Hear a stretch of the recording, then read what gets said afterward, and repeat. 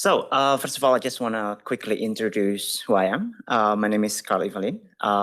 My colleague is actually refer to me that when UF contacted RFSL. I'm currently working as the managing director for the education branch of the RFSL. However, before I took this position, I was working for the newcomers Malmö, in which we basically supporting LGBTQ refugees in the southern Sweden. And I also spent my youth back in Indonesia and Thailand until 2016. So hopefully I can give a bit of shed of lights, I guess, in about Indonesia's situation as much as I can. All right, so I think we can just start it directly with the introduction about Indonesia, as probably some of you already know, or if not all of you already familiar with. Indonesia is actually the fourth biggest country in the world, and is actually the biggest Muslim majority country in the world as well. Indonesia is actually a really diverse country. So we have around 300 ethnic groups, and they also have more than 200 languages. When I say languages, it's not accent, it's not dialect, but it's a completely different language, completely different alphabet, and completely different grammar from one to another. Religion, Indonesia is also like multi-religion countries. Previously, because there was prior to the occupational stage, Indonesia is also used to be a multiple kingdom that has been colonized. And therefore, that's why they have different language, different ethnic group, different religion as well, and different like local beliefs in Indonesia. Indonesia currently is actually a democratic republic. And we have like presidential system. And Indonesia, we always call it like we're the biggest democratic country, because when you decided who's going to be the president, it's a direct political voting. So instead of like you choose from choose from the political party, you choose the president directly as a person, and everyone can also candidate themselves to be the president candidate if they want to. And Indonesia is actually also like one of the biggest developing country right now. We're part of the ASEAN, which is Association Southeast Asian Nation, G20, and then we also part of the biggest global economic, political, and cultural affairs. I think Indonesia also like now taking a role in the UN, part of the, what is that called again? I'm not sure if it's human rights, together with Philippines, Poland, and Saudi Arabia, which is interesting group. All those kind of things, basically. So I think I will just start with the how the LGBTQ situation in Indonesia. So as I mentioned, before Indonesia being colonized by Netherlands in the early, I think in the mid 1500, 1600, Indonesia is actually really accepting country or like kingdoms, I'd say, when it comes to LGBTQ. And you can see from both the myth, the arts, or even for example, like the temples. In Indonesia, for example, we have Borobudur, and that was like one of the biggest Buddhism and Hindu temple in the world as well. And you can see like some of the carving is actually showing some of the LGBTQ part. And also in regard to the spiritual, some of the local belief, they also involving gender fluidity or even LGBTQ as a sexual orientation as well.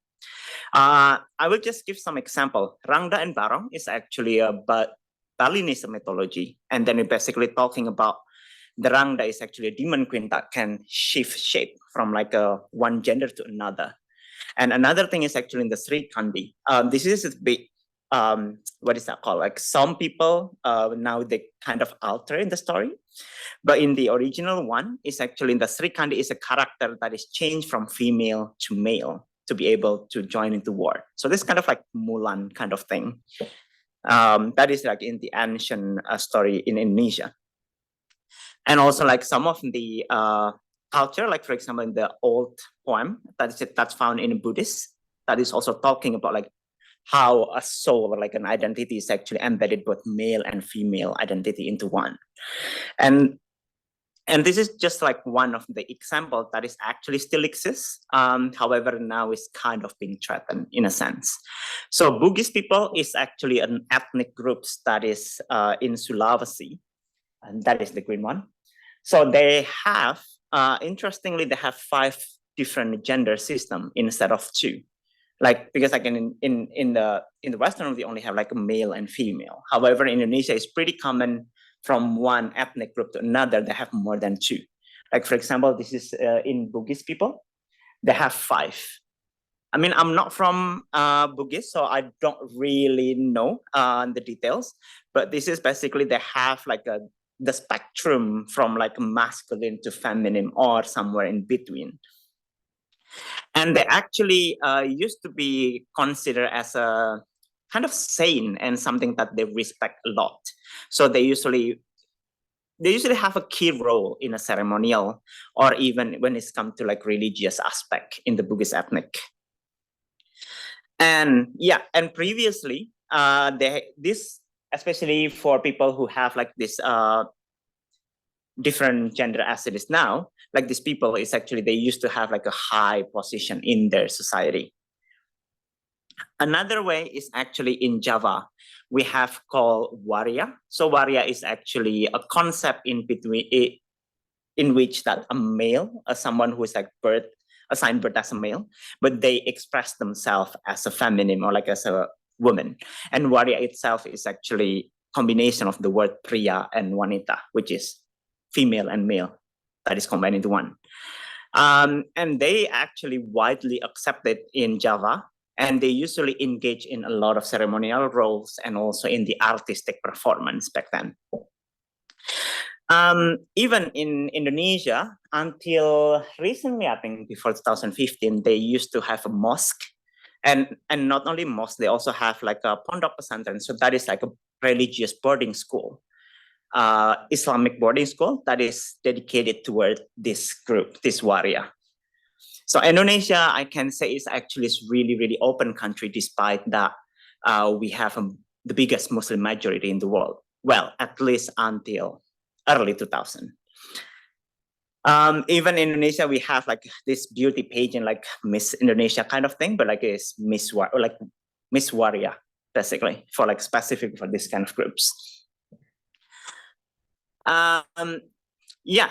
So as I mentioned, like in the ancient history, Indonesia, when it comes to LGBTQ or like a gender expression, is really accepting when it's come to like the non-binary kind of thing, I'd say. However, when the Europeans came, especially during the Netherlands occupation, they don't actually have any homosexual law that they introduce.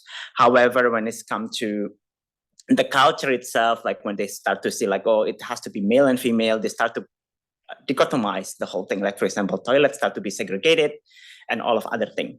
So that is also changing the whole culture, how we see society when it's come to like the non-binary kind of gender identity itself. Yeah, another than that is actually during the colonization, we see that there's a lot of like missionary, both Christian and Islam, start to come to Indonesia. And that is when basically they start to like strengthen the belief that there's only two binary role, which is male and female.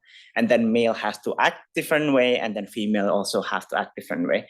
And I think it's also because, like, for example, in Islam, they have a special, like in the Quran, it's also like stated that a woman should behave some things and then male have to behave something. And that is actually start to be embedded into the society. And that is also creating a challenge for people who like the challenge for a lot of the people who like have their own belief when it's come to like multi-gender in Indonesia. And that is when basically it started to be rejected, the concept of non-binary, I'd say, in Indonesia. Indonesia is actually got independence from Netherlands in 1942, if I'm not mistaken. And then, unfortunately, Indonesia got colonized by Japan for 3 years. And then Indonesia actually got the independence for as an independent state is actually in the 1945.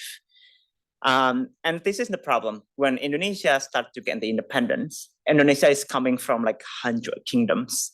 So when they start to becoming one state, they need to find their own identity, like who Indonesia is and like which language they need to speak, for example. Our official language, Bahasa Indonesia, for example, that is actually kind of a new language that is basically just created in the 1960s, 1970s, that was taken from the Malay language as a base. And that is how we actually unify in the whole country, because every province speaks their own language. You cannot communicate in that way. But that is also creating a challenge, because there's so diversity in Indonesia.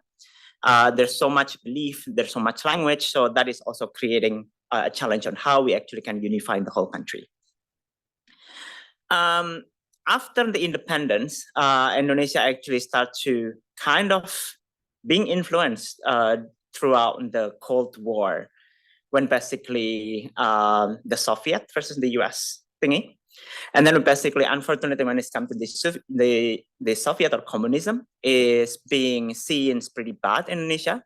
And when it comes to atheism, they always associate with the communism. And that is when they basically start to think that the atheism has to be abolished in Indonesia, and everyone needs to start to believe in religion and this kind of thing. So that is also affecting the whole thing, how the religion, or like the conservatism, is actually getting stronger and stronger in Indonesia, is actually after the Cold War happening. And as I can say, and as you can see here in the slide, Islam is actually the dominant religion. Since the Islam is getting stronger and stronger, there's more and more demand, particularly from the political party, that how they can embed the Islam into the law in the nation. So there's kind of now, especially, it's really hard to separate between the law itself and the state and the belief itself. So everything is kind of blend at this point. Yeah, and then during the Suharto, it's like that was like one of the biggest dictator that we have in Indonesia. And that is basically when Indonesia also start to get a lot of challenge when it comes to like religious belief as well. Suharto itself is really authoritarian, I'd say. However, since the Suharto stepped down from the position, that is where basically the Islam conservatism getting really, really strong. And that was like in the early 2000s. But before 2000, I'd say that even though the LGBTQ people is not widely being accepted or is not being praised, but they're still being tolerated, I'd say. So everyone still can live their own way. As I mentioned, that they have their own Islamic boarding school, and everyone just like live their own way as they want, I'd say. However, in 2016 particularly, and that was when everything started to change in Indonesia. It's actually, I'm not sure what's happening, but I think if I look back again, that was like starting because of the election, or like after election, where basically the opposition using the religion as a base to get the vote from the people.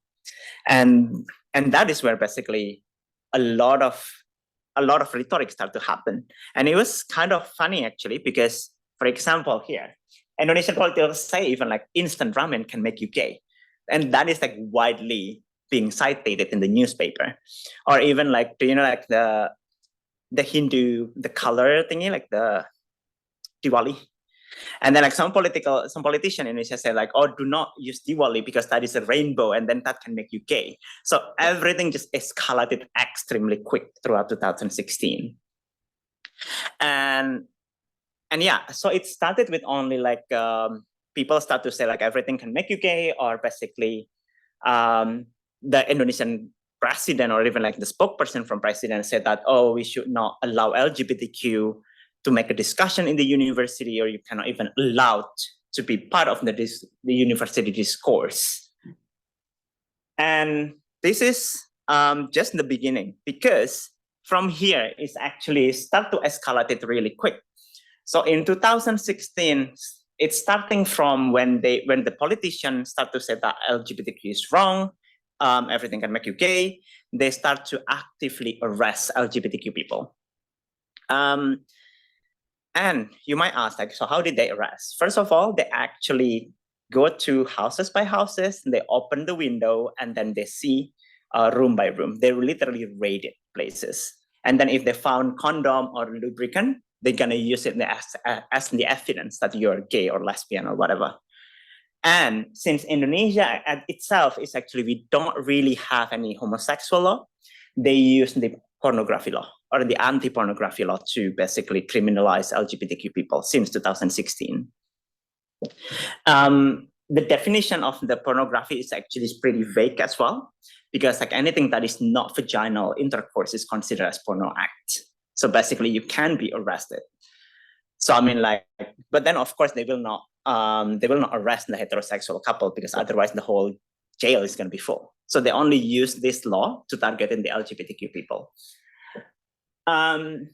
Yeah, so it's pretty common throughout 2016, especially under 2020. It's pretty common when basically they start to raid people and people start to get outcasted from their village, or basically they got kicked out from their home. Or even throughout 2016 until 2020, there's a lot of like police task force focusing on eliminating LGBTQ. Yeah, so it's more than it's 100 people that is basically being arrested throughout this year. One of my friends is also actually being arrested and actually got charged under pornography law for like, I don't know, 6 years, I think, in jail. So then that is really, really common. Or even the HIV prevention, like organization who promote sexual health, that they accuse them as a LGBTQ campaign because they promoted condom. And even there's a lot of discussion about like non-marriage couple cannot get cannot buy condom in the apothec or anything else, because that's going to promote homosexuality and stuff. So everything just escalated extremely quick within 2 years. Yeah, and that is from the home, from the party, and also everything that is related to the event, that is also being closed down. Previously, Indonesia is actually one of the first country in Asia to start with the Q Festival, which is a film festival about the queer life in the whole Asia.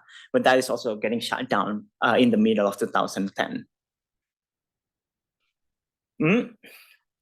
Just raise your hand if you have any question or if you have any thought. Yes? Wasn't there a law passed recently that said that you are not allowed to have sex with anyone unless you are married? Yeah, there was a discussion on that. Technically, yes, but that is rarely being enforced, I'd say.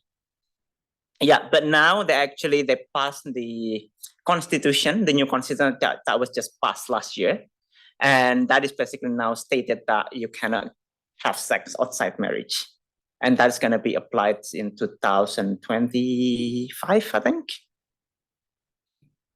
Yes. Anti-fornication, but you mentioned pornography. Yeah. So by implication, heterosexual pornography is legal? Technically not. Technically it's illegal, but they never enforce it. Exactly. So like, for example, if like the heterosexual do perform oral sex, for example, I don't think they're going to put them in jail. Yeah. Could you see why 2016 or why was 2016? I think that was like the start during the election, because Indonesia election is like every 4 years. Now it's going to election again 2024. Yeah, so that is like during the election time. And basically in the opposition is actually they collaborate with the extreme Islam, I'd say, the Islamic extremists. And the thing is actually, in order to get in, the easiest way to get the vote is actually when you follow the dogma, where you cannot question everything, and that's the easiest way is actually to use the religion, of course. So that is basically when everything starts to happen, but then it's just escalated extremely quick. The anti-pornography itself, the law has been established since 2008, but the enforcement has not been seen that much until 2016, not for LGBTQ anyway. Yeah, and then there's an online scrutiny and censorship as well. So for example, like Indonesia have like I think it's like a broadcasting law that basically saying that male have to act as a male and then female has to act as a female in the broadcasting, like a TV, radio and stuff. Yeah, and also now there's a couple of course, like a Grindr and everything is basically being pulled out from the Google or Play Store or Apple's. And I think there was a time when some of the police actually pretending to be gay, and then they just enter the grinder and then set up a meeting, and then they arrest people. Isn't that what they also do in Uganda? This kind of thing actually happening in most of the criminalized country, I'd say, is Qatar, Oman. They also do that. Yeah, so this is a common thing for a country who is criminalized gay, that the police officer, they're actually pretending to be gay, and then once you met them in the hotel room or even in the public space, they're just gonna arrest you directly. And even when it's come to the mental health intervention, this is also after 2016. Basically, in the LGBTQ identity is actually considered as a mental disorder, in which this is basically allowing them to believe that LGBTQ can be cured. So the conversion therapy is actually being promoted widely, even by the government. And of course, the exorcism or all of this conversion therapy is gonna lead to a lot of people with like mental health disorder, because like PTSD, some of them probably being threatened to death. And also like when some people basically being sent to this kind of conversion therapy by their family, usually the police will not do anything either. So there's no way that they can get protection from the government. Yeah. And then Indonesian psychiatrists label LGBTQ as a mental disorder. So like, how can you get your mental health better when the psychiatrist itself saying that you need to be cured? And this is actually against the American Psychiatrists Association, or like a global, or even global, where basically saying that homosexual is actually not sexual and not the mental health disorder. Yeah. So Indonesia doubled down on move to ban homosexuality, and this is basically being promoted by the politician as well. So the politician said like, we believe in human right, but we have to, because we believe in human right, we have to show them the right way. So that is the rhetoric that they usually use. Any question? How much has the government invested in these rehab clinics? Are they invested in, are they widespread, or is it mostly just the rhetoric? Is kind of weird, I'd say, because I mean, like the government itself, like some of the province, I think they start to talk about or even building something. But the problem is like even the private psychiatrists or psychologists, they have this curing session, exactly, in the psychiatrist way. So families, for example, do the private companies work in that way, that families pay them to cure their children? Exactly. And they can go like from the religious way or even to the psychiatric way. Oh. So I mean, there's no way that you can escape this conversion when basically it's being enforced by the government, the psychiatrists association, or even the family and religion.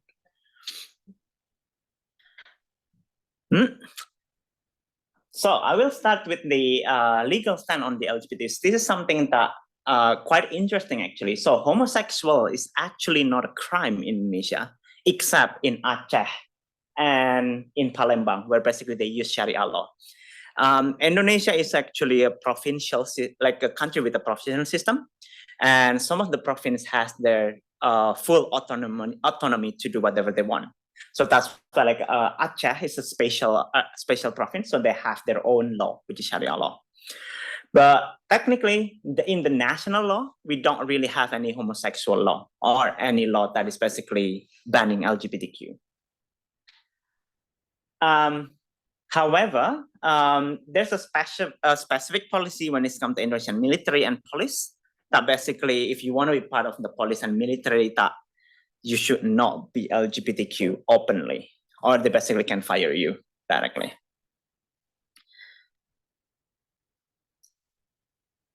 However, even though we don't really have any homosexual law or any kind of law that is basically prohibiting LGBTQ, we have a lot of like regional bylaws.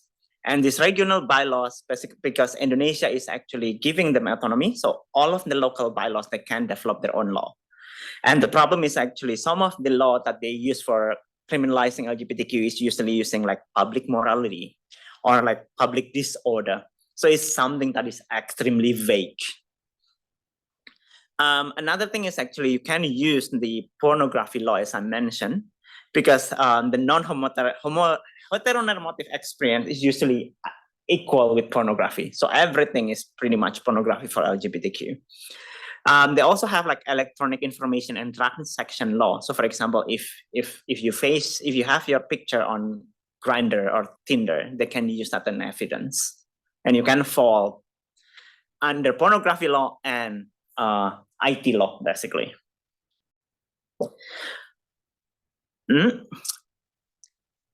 And this is the new penal code or the new constitution that basically just being approved actually and going to be implemented soon. So the first one is actually there's a living law. So basically it's like a local law, like the ethnic law that basically they can develop on each ethnic groups, I'd say. So it means that they can develop their own Sharia law, they can develop their own law that is probably disaligned with the Indonesian law. So that is like one of the controversial. The second one is actually like criminalize individual for making false news or hoax. And this is also pretty absurd because sometimes they use this one to basically criminalize LGBTQ as well.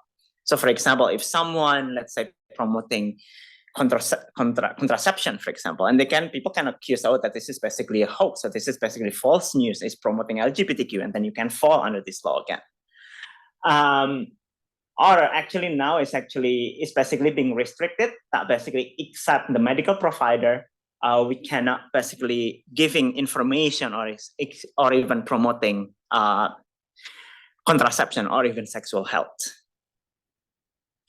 And then the article 411, so that is basically article which is punish extramarital sex, which is like up to 1 year. The new code say parents, children, or spouse can file a police report against married or unmarried individuals.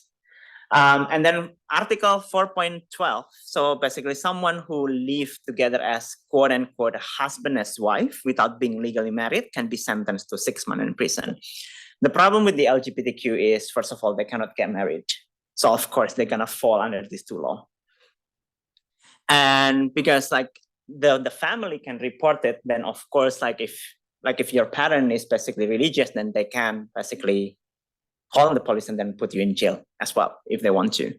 And this is basically something that is quite provoking, I'd say, in Indonesia at this point. Any question first?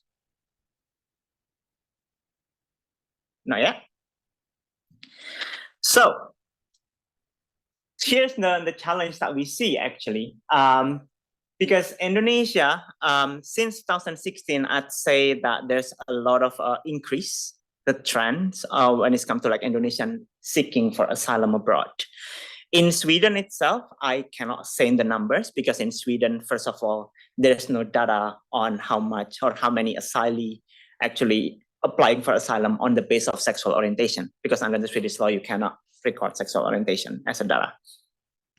However, if you see in the news, there's a lot of increase that Indonesian like applying for asylum in Netherlands, and then in Canada and in Australia. That is the most common one. However, when I was working as the newcomers coordinator back in 2018, I think, I've seen myself that was basically we have around 4 people applying for asylum from Indonesia within 2 years period. And that might not sound a lot, but considering it's probably less than 100 people in the past 20 years, then 4 people is quite a lot in Sweden. That is basically because like Indonesia, like Sweden is definitely not a country where Indonesian looking for asylum from. And in general, Indonesian is not really looking for asylum either in a general basis. Do they motivate the asylum? It's a difficult question and hard to know, but is it the families that urge them to leave the country since they know it's dangerous, or is it them breaking with their family? So this is what I see in when I was working for the newcomers. I'd say the LGBTQ refugees is actually they are in the minority of the minority. Because technically when you're like, let's say, applying refugee or like applying for asylum on the basis of like other reason than LGBTQ, usually you have like protective factor. For example, like religion. Religion is usually your protective factors because, like, for example, let's say you're running from a war, then you can find solace in the group of religion or like praying to your God, I'd say. And family is also your protective factors because asylum process is really tough in Sweden. People can wait years, and they basically they don't. Some of them cannot even find a job, and the community of origin. For example, if you're from Afghanistan, you might find other Afghanistan group here that can help you throughout the waiting period. But if you're applying as the LGBTQ, let's say you're from Afghanistan or from Indonesia, you will try your best to avoid your community of origin because you don't know what other people gonna treat you that way. It's pretty common when I was working there that LGBTQ refugee actually being beaten up by other refugees from their home countries. And even the family as well. For most of people who are applying for asylum here, they actually alone or they don't have any contact with family anymore. Or for some people, LGBTQ refugees who came with the family, let's say they came here when they were kids, they don't really want to be open up to their family either. Or even like, because like the honor of violence is still happening somehow. So that's why like when you were talking about the refugee, we always call it like they're the extreme vulnerable groups because they don't really have any protective factor like other refugee has. Yeah, what you're describing actually reminds me of my personal thing, like, because my family lived on Gotland during 2015 when the refugee crisis happened. And what happened in that case was that it wasn't exactly LGBT, but they were basically one Arab family, among like 200, that decided to leave Islam and convert to Christianity and get baptized. I was with them during the ceremony. And then, of course, a few weeks later, they had been bullied by other refugees, because of the decision. And I can imagine similar, but more extreme, being a case of bullying. Exactly. I mean, like even when the refugee eventually they adapt in the country or like integrate or assimilate the country, it takes time. So we cannot expect that the day they came to Sweden, they suddenly become Swedish right away. And that is something normal, and we need to acknowledge that's happened. Not everything's gonna change quickly. Any question? No? Yeah. The problem with the LGBTQ refugee, particularly with Indonesia, the first one is actually because Indonesia itself does not have any homosexual law. And that makes everything gray. And also that is depending on who's going to be your case officer, if I talk about Sweden case at this point. Because like, it's pretty common. There's a report that RFSL has launched actually, that basically in Sweden, when people assess LGBTQ, basically immigration, they use kind of model called DISC, where basically they believe that homosexual or LGBTQ following the emotional stage. For example, like you start with the denial that you're gay, and then you start with confusion and this kind of thing, and then you start to have guilt, shame, and yada, yada, yada, until you finally accept. That is actually a model that was created by European or American, I forgot. That is quite similar. If you're studying psychology, it's a homosexual theory that was created in the 80s as well. So it's basically from denial to acceptance. Sorry? That model, the Kübler-Ross model, yeah. Is it the same one, or is it just the homosexual law and the homosexual theory? I think that is the one. But I think there's a similar model that is called DISC model. I'm not sure who's creating that one. I think if I'm not mistaken, I think even the UN basically say that they should not use that as a base, as a model, and then the immigration basically use that as a base to assess whether you're gay or LGBTQ or not. For example, that is not really applicable to all LGBTQ really. First of all, like if you're intersex, I mean, you were born with two genitalia, you will not have any denial because you're already born that way since the beginning. And then it's getting more absurd when the immigration basically using this copy paste as a way to basically reject people. Another thing is actually this model is created using the Western norm as a base. So like, for example, like the concept of non-binary or the concept of bisu, when they explain it to the immigration, that is going to create a lot of challenge for the immigration because they're not familiar with this kind of concept in the first place. Another thing that can happen is also on the interpreter, because when you're applying for asylum, you need to get interpreter that speak your native language. Then the problem is, if you're from Indonesia, do you really want to have Indonesian interpreter who's coming from Indonesia to translate your statement? Because you don't know what the other people think about you, because they usually avoid Indonesian community in the first place. Also because Indonesia does not have any clear law on homosexuality. That is also create a lot of challenge as well, because the immigration can assume that, first of all, your country is not dangerous enough. And that is the challenge, the definition of dangerous enough. What is enough of danger that is considered as a danger? Technically, you cannot use argument that if you're like a disclosure argument, that is an argument that basically like, if you're not coming out, then you're not in a dangerous position. However, we've seen that couple of cases where LGBTQ refugees have still got rejected because they said that if you're not coming out, then you'll be safe in your home country. So there's a lot of challenge that LGBTQ, particularly in Sweden or globally. I think if I'm mistaken, like one of the case, this is not from Sweden. There is one of the case that I read. It's basically one of the asylee basically got questioned, what is the yellow color mean in rainbow flag? It's not from Sweden, but I think it's one of the European country. I forgot which country, but like, who the fuck knows that? And then there's a common question, like in Sweden, for example, like some of them say, oh, do you know any LGBTQ organization here? Do you know gay club around? Like, what is the name of the gay clubs? Like, how do you expect people who just came out from the boats knows about the gay club around?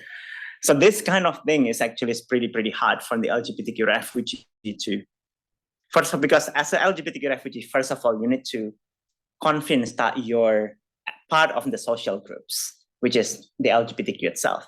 Once they believe that you're part of the social group, the second one is actually they need to believe that your country is actually in danger. Like you have the imminent danger if you're gonna be sent back to your home country. Yeah, and of course, because there's not many news as well about Indonesia until recently. So it's really hard to create the evidence that basically you're being raided or like you're being arrested. And of course, like if you're arrested by the police or like the military in Indonesia, you don't really want to ask for like, hey, can I get like a receipt that I got being arrested? There's no way you're gonna do that. Yeah, and also like another thing is actually international awareness. A lot of countries still believe that Indonesia is actually quite open, of course, in comparison to Middle East. But then, because now it's actually getting more and more active by the politician, but also from the legal actor in Indonesia, then we need, and especially like, I think we need to be more aware, and also we need to increase more information, like what is the situation in Indonesia right now. Any question? Yes. I know it's very difficult to say since it's such a diverse country, but what do people in general think about these changes? I mean, I guess the LGBTQ itself is quite small, but if you go talk to the broad public, is getting extreme, I'd say. Indonesia is actually now, it's like, I mean, the last survey that we got was 2021, I'd say. It's like 93% basically don't even want to have a neighbor who's LGBTQ, for example. So when the other countries actually getting more open toward LGBTQ, Indonesia is actually the opposite around. They're getting more and more extreme toward the LGBTQ. Yeah. But is that because of like a fear of the consequences of being gay, or that they actually believe that it's wrong? It's combination, like they believe that it's wrong, but also because of like some absurd information that they get, like they say like the LGBTQ is a disease, and some people believe that it can spread, that it can infect other people, like this kind of like absurd belief. Like when the politicians start to rhetoric that, saying that eating instant noodle or like using Dual is basically gonna make you gay, then people start to believe this way. So that is why it's getting more and more absurd right now. Is there any difference between young and old people, since you mentioned that you were previously accepting of LGBTQ? yeah. Before. Yeah. Like I was thinking if older people are more accepting, or if they turn the other way around. I think it's really depending on what kind of old people are you talking about. I mean, if let's say if you talk about the old people who still believe in the local belief, like for example, Kejawen, which is like the local belief in Java, I think they're pretty open with that because they grew up with it. But like if the old people who already becoming like religious, I don't think they're becoming accepting either. But usually for people who still believe in the local belief, that they're usually more open, I'd say. I was wondering about the local beliefs, like how big are they still in the country, like how much population, like maybe they like are like Islamic, or they still have like traditions from the local religions, or like how that works. Like Swedish midsummer. Yeah, It's a very exactly. pagan thing. Yeah, and you can still see like the local religions like impacting in society, or how that's going. I mean, technically, it's not that many anymore, I'd say, because the problem is like Indonesia has a law about religion as well, and Indonesia only not recognize 6 religion. So because of this law that basically stated that they only recognize 6 religion, and actually in Indonesia you need to state your religion in your ID card. Then of course, like people with the local belief, they need to choose one of the recognized religion, and basically they kind of like force them to be choosing one of the official religion. So I'd say that now it's getting more and more smaller group believe in the local belief. You cannot choose to be an atheist. No, you'll be in jail for that as well. Yeah. Because like, what is that called again? There's like a, what is that called again in English, when basically you say bad things about religion? Blasphemy. Blasphemy, exactly. So in that case, you could, apply to become an atheist, and then you could apply for refugee status in the background, because I mean that is covered. Technically, you can do that, but then the problem is actually being atheist is you need, there's another way that you need to prove that you don't believe in religion, and the immigration in Sweden is not going to be that easy either. Yeah, but there's a friend of mine was a really famous case a couple of years ago. He was told that, and then he just broadcast himself on live camera when he was, desecrating a Quran. Oh yeah. He spat on it in 40 pieces, and then had, multiple thousands of death threats. Then he was given asylum status because he had, proven not religious. Yeah, well, I mean, that is definitely a way to go, but I don't think it's a recommendable. For religious people as well, because you have a lot of these cases, and ask like, who were the apostles, blah, blah. Because, it's saying that, yeah, I'm a Christian, but you're basically a Christian because you're, I don't know, born in this particular area of Beirut or whatever. You don't really care. It's just like a socialization of your perceived group, adherence. Okay, that's. Do you see any intersection in this case between the LGBT being perceived as irreligious, like with the atheist thing? I mean, like if you say I'm an atheist, I'm an agnostic, presumably you would be the subject of what is the legal persecution, but also social stigma. Yeah. Like and is there an intersection there between like if you're openly gay, you're perceived to be like irreligious, or are those separate forms of blasphemy, so to speak? In Indonesia, then of course, like if you're part of the LGBTQ, usually you don't even allowed to go to the mosque, for example, anymore, because basically you're considered as a filthy, for example. What about Hindu? I was going to ask that. So, like if you're in Bali. Bali or in your region instead. Bali is actually much more accepting, I'd say. Yeah. They're definitely way much more accepting than monotheology. I'd say like Islam, monotheist, like Islam, Christian, and Jews. Yeah, and that's my image too. But is that mainly because of Hinduism in your view? In Bali, yeah. Like there's a lot of they're starting a lot of like LGBTQ raid in Bali as well. But then as far as I know, that is usually being conducted by the Front Islamic Defender, or basically one of the Islamic organization in Indonesia. And what happens when those Islamic non-Bali guys land on Bali? Like, are they issued as well by the Balinese Hindus? Unfortunately, no, because usually the weird thing is actually this Islamic organization usually got backed up by the police. So the police is usually actively supporting this, what is it called again? The Islamic organization to do the raid itself. This is also like, I think it's also because of the politician as well, because the national level politician already said that way. And they basically start to use the same thing everywhere, even though the majority of the Balinese population probably they don't really care about that. So what you basically need is proposing is a much more federal system. So if Bali has its own police force, then everyone who's like more inclined to that can move to Bali. I know that's not a solution, but kind of creating islands with more tolerance. We do have like autonomy actually. Like all of the province, they actually can have their own law. But then they have the overarching law, which is the Indonesian law. That is the things that usually still apply as well. There's actually the historic case where such a thing actually happened in the US. Basically, San Francisco was a lot more accepted. Was like LGBTQ people, particularly those in the army, because it was an army base there, and a lot of gay soldiers settling down there.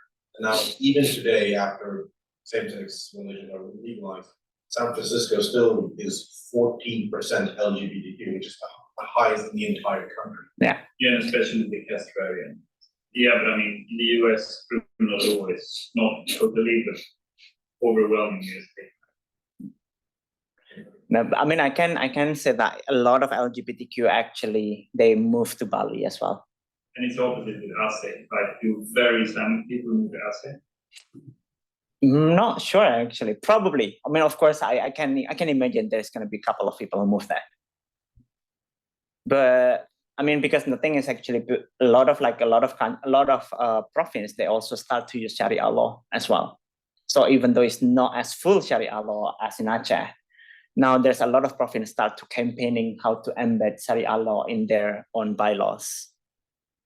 So that is basically, there's a lot of movement on how they basically apply Sharia law in their own province. But yeah, so another problem for Indonesian is also like when they're applying for asylum is actually in the, what is it called again? Internal flight option. Because like, for example, you cannot apply for asylum if they still think that there's an option that you can move within the country. And this can be interpreted pretty widely as well. So for example, like if you got unlucky with your case officer, then probably your case officer can argue that Bali is safe enough for you. Then you can be rejected. Or you can say that, or you can just move to like one of the empty islands. Then no one's gonna arrest you there. That is also another problem because Indonesia is so wide. So that is the challenge in Indonesia, especially when some of the places actually quote unquote more tolerable than the others. However, in the past few years, that proved to be wrong because like even in Bali, the raid is actually start happening. So the international intervention. So the problem with Indonesia is actually now it's really, really hard to influence the political decision in Indonesia. Because like even for example, when the UN start to propose to have like some support, financial support, even like the government said like direct, no, we don't need that.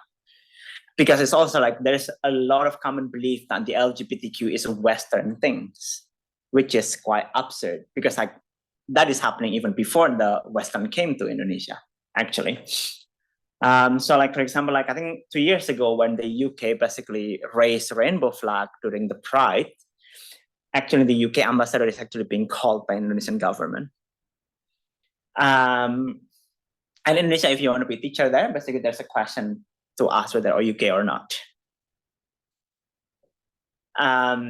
Yeah, and also there's a lot of conference or even like musical event that actually almost being canceled or even being canceled. I think the last time was Coldplay in Indonesia.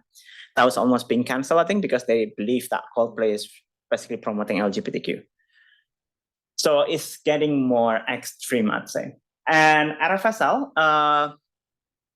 is actually in the Swedish Federation for the LGBTQ organization. And we're actually the second oldest LGBTQ organization in the world, I think.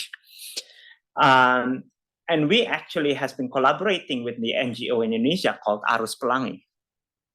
So Arus Pelangi is actually an NGO focusing on the LGBTQ people, educate, and also focusing on the human right. But now they're also having a lot of challenge there. Because now, for example, when the new penal code is going to be applied, technically they cannot promote sexual health anymore. Because technically that's gonna fall under criminal law, for example. So the way we collaborate with the Arus Pelangi or other organizations in different countries, we usually re-granting. So basically when we got grants, we give the grants away to this organization and then we support them when it comes to like empowerment, but also like skill development for them. But then of course, we also need to make sure that the safety of that organization before they do their project as well. So it's getting more harder and harder to basically working when it's come to intervention in Indonesia in the past few years. Yeah, any question? I think this is going to be my last slide. Yeah. Your view, you mentioned it, how much did the Dutch affect, like, compared to a lot of other countries where you still started, you know, criminal codes like India, which is from the British area, Dutch seems to be a lot chill. less caring, and it's still like South Africa. It's one of the countries in Africa that's been, you know, legal at least technically for a long time. Because and the Netherlands, of course, in Europe has a reputation of being, you know, super liberal, you know, first of same-sex marriage and drug criminalization, you know, legalized prostitution, you know, all these, you know, personal lifestyle issues that we see euthanasia in very strong at the forefront. And do you think that it affected Indonesia like negatively in this regard, or not so much at all? It's effectively negatively, but it's not as extreme as, like, for example, Malaysia that was being colonized by UK, for example, because like they have like a homosexual law, or like Singapore even, or even Singapore had it until last year.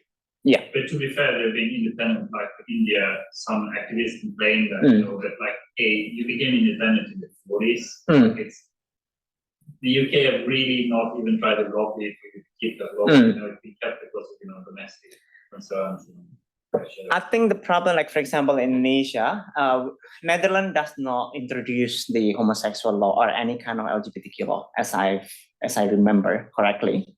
However, I think the negative impact during the colonization is actually when they start to implement like what is right and wrong when it comes to gender binary. Christian or Abrahamic cultural Exactly. Concepts, ways to conceptualize sexuality. Exactly. But you did already have Islamic similar concepts, or? Before the Netherlands came, I mean, like the Islam came through the local belief. So it's actually quite blended between the local belief and the Islam back then. So in the Islam before the Dutch came, it's actually pretty open. The Abrahamic Islamic, you know, Sharia concept is essentially what put in hyperdrive and not hyperdrive, but, you know, higher gear through the introduction of Christian legal concepts.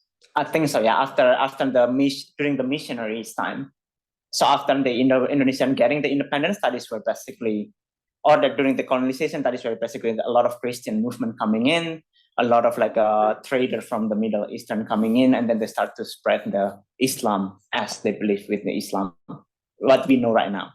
But if you're talking about the Islam that we believe before the Dutch coming in, is actually quite open, because like for example, one of the culture that I mentioned, the Sri Kandi, that was actually part of the Kejawen, which is the Islam that is blended with the Javanese belief.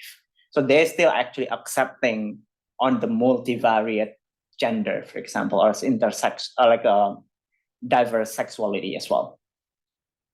But I'd say that if you compare to other country who got colonized by a different country, then of course that is definitely way much worse. But I can just give an example. For example, like Thailand. Thailand is the only country in Southeast Asia that never been colonized. Thailand is actually a similar country with the whole Southeast Asia. Thailand also have belief in the multi-gender, and they're still accepting right now up until now. So that you can see that compared to other Southeast Asian countries, that Thailand is the only country that still kept that belief compared to other countries. But they're also mainly Buddhist. Yeah, they're also Buddhist. Yeah. Any other question? You mentioned that there's not like a direct law against homosexuality. Do you think that they're planning on creating, or are they comfortable working in this area? They actually promoted last year, but the law was being put down, I'd say. And I think it's also because like the international pressure as well. And I mean, Indonesia also wants to be looks good by the international. So that's why they want to use another law, of course. So, but that is also the challenge for a lot of LGBTQ in Indonesia, because it's much easier if the Indonesia have like a black and white law. So people can seek refuge in another country much easier than when they only have like pornography law or like the broadcasting law. That is probably for the case officer, they have no idea what this law is all about. Sorry, the law last year you're referring to then? The penal code. The anti-fornication bill. Which one? And when you like get all sexual intercourse outside of marriage? No, they have a different law. They want to specifically criminalize homosexual. Yeah, as part of the penal code revision. But I think that was they decided to put down for that.